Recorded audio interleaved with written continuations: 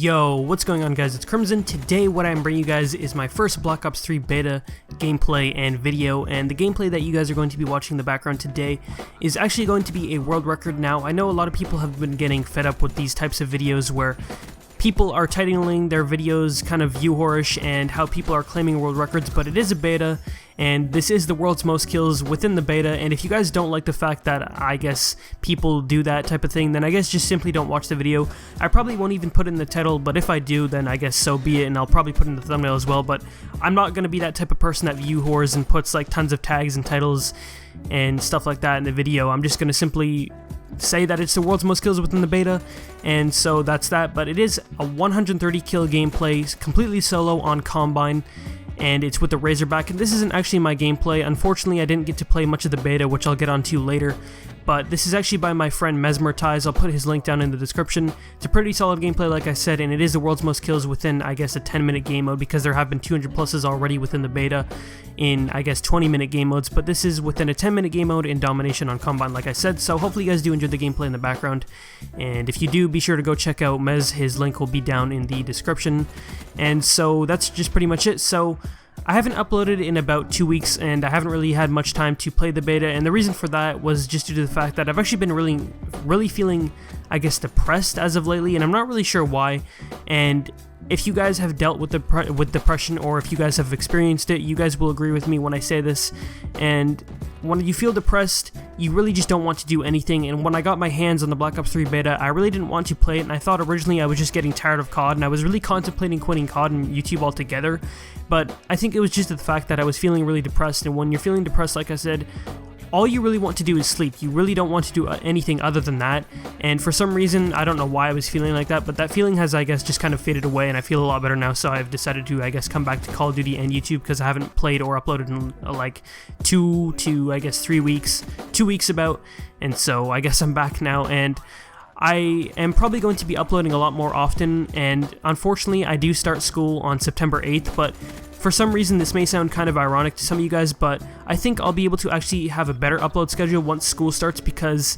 once school starts, I'm going to have a really set schedule and have my, I guess, life like very organized. So when I have that set schedule throughout every single day, I'm going to have one of those things as making a YouTube video, and so I'll probably be able to upload even more often, and if I don't, then I guess I'll just upload whenever I choose to. And if you guys choose to watch my videos, then I guess that's great, and if you don't, then it is what it is. But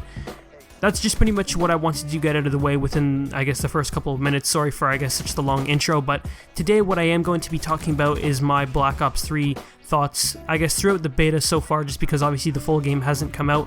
And so I'm going to start off with the negatives and then move on to the positives, and I know a lot of you guys have probably heard tons of videos within this topic, but I just decided to make one myself, because obviously I did get to play somewhat of the beta, and the game does have its flaws, but it also does have quite a few good things to do with the game, so let's get right into it. So the game doesn't really have many like negatives, it just has quite a few big negatives. So the first one is the specialist characters slash specialist abilities, whatever you want to call them. And the problem with these specialist characters slash abilities is the fact that they work exactly like MW3 slash Ghost support streaks, where you don't really have to be good at the game to achieve them, and you don't have to go on an actual kill streak to achieve them, because basically what it is you choose a specialist ability, and the game basically gives it to you in a certain amount of time. You can be really bad at the game, you can get like 5 kills and like 30 deaths, and you'll still be able to achieve your specialist ability at least probably twice within a full 10-minute game, because it charges up, and the more kills you get and the more flag captures you get, it charges up. I don't believe it has to do with flag captures, maybe it does, but for sure when you get kills, it goes up even faster. And the reason why a lot of people don't like these is because a lot of them are very unskillful, such as, if you guys don't know what it is, it's the Scythe, and I believe that's how you pronounce it, where basically it's like a machine gun on your hand where you can literally like two-shot people. And obviously I understand why Treyarch put these in the game, because it does create a very, I guess, good fun factor, and I can understand, you know, they want their game to be fun and they want to reward all types of players,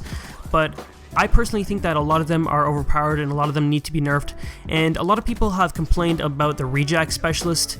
where basically you die and then you go into, I guess, death, and you come back to life like a second or two later. And personally, this one doesn't really bother me. I think it just bothers me for YouTube standards, where a lot of people have been using them to go for nuclears, but as of today, where I am doing this commentary, or when I'm doing this commentary, Treyarch has actually patched it to the point where when you use Reject, it doesn't continue your gun streak. I believe it still continues your kill streak, which I don't understand why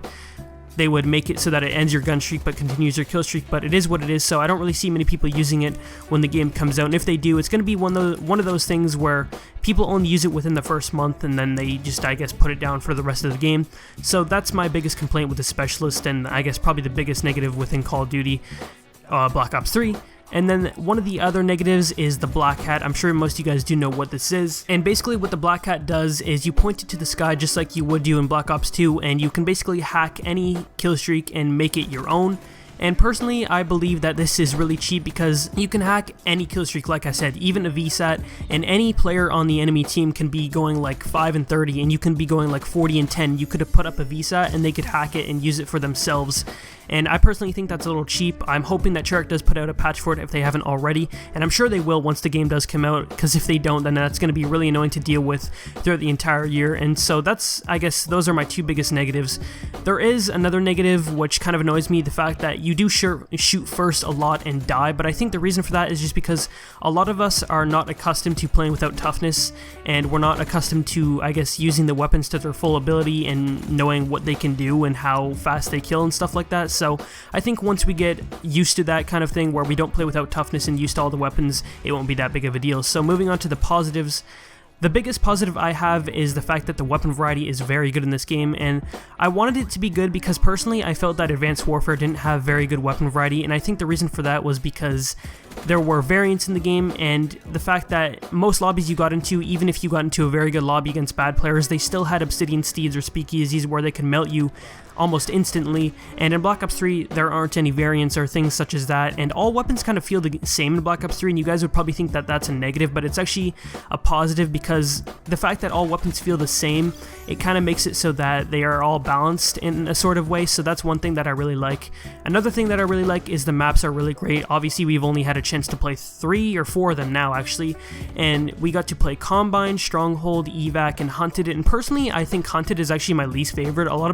of people really don't like Evac, but I actually kind of like Evac for some reason, and although Hunted is my least, I guess, favorite throughout, I guess, the 4 of those that we got to play, it's still a very good map. And so the fact that we got to play 4 good maps means that I'm sure most of the maps in the game, when the game does come out, the full game, all the maps will be pretty solid, so that's another positive. And then the last positive that I have is the kill streaks are pretty solid. They're not amazing, they're not like Black Ops 2 kill streaks where pretty much every single streak that you had on would pretty much be worth it, but I still think the streaks are pretty solid. The only negative about the kill streaks is the fact that some of the, like, I guess the best ones or the hardest ones to earn aren't, I guess, worth it. Like this, I guess, what should I say? The lower streaks that are easier to earn are worth it, and the higher streaks aren't as worth, I guess, going on the streak, which is kind of annoying, but you know, it is what it is. They're not really going to be able to do much about that, seeing as all the streaks except for one are, I guess, now in the game, and they're probably maybe going to patch or buff some of the streaks, or maybe not, who knows. But those are just my thoughts on Black Ops 3 thus far. I'm, I guess, excited for the game when it does come out. I'm hoping that it'll last much longer than Ghosts and Advanced Warfare did for the majority of the community, and those are just my thoughts so far, and I'm excited to play the game when it does come out. So that's just my, I guess, commentary topic and video for today. So let me know what you guys thought in the comment section down below, and be sure to leave a like if you guys did enjoy the video, and I'm out. Peace.